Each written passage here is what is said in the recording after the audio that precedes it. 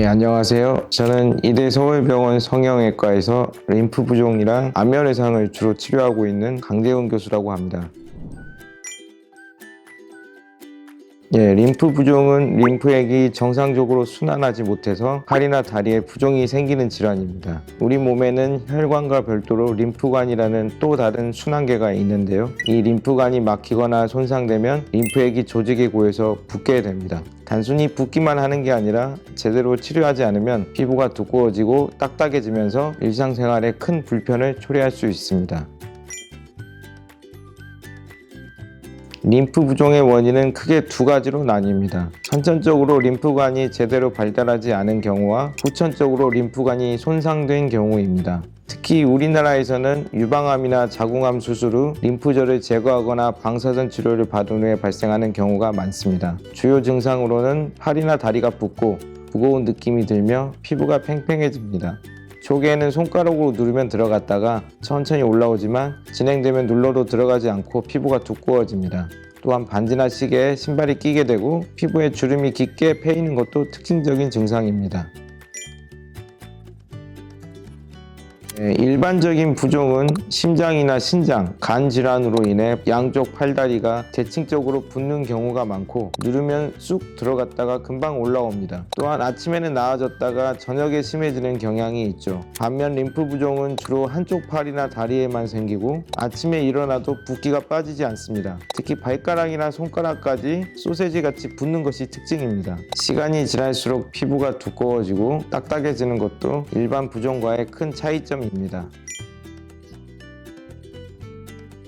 림프 부종을 치료하지 않고 방치하면 여러 합병증이 생길 수 있습니다. 가장 흔한 것이 봉화지겸이라는 피부 감염입니다. 림프 순환이 안 되면 면역 기능이 떨어져서 작은 상처에도 쉽게 감염되고 한번 감염되면 잘 낫지 않습니다. 또한 피부가 계속 두꺼워지면서 코끼리 피부처럼 되는 상피증이 생기고 관절 운동이 제한되어 일상생활이 매우 불편해집니다. 극히 드물지만 오랫동안 림프 부종이 있었던 부위에 림프관 육종이라는 암이 생길 수도 있습니다. 그래서 조기에 발견해서 꾸준히 관리하는 것이 정말 중요합니다.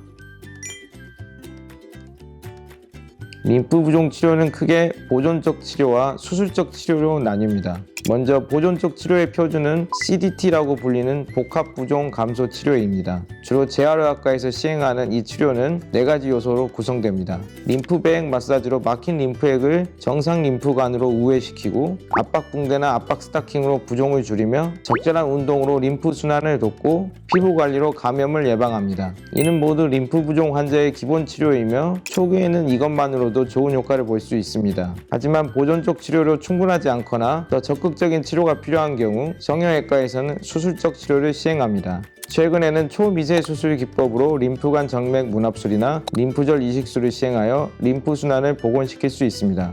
이미 진행된 경우에는 지방흡입술로 축적된 지방을 제거하거나 심한 경우 과다한 조직을 절제하기도 합니다.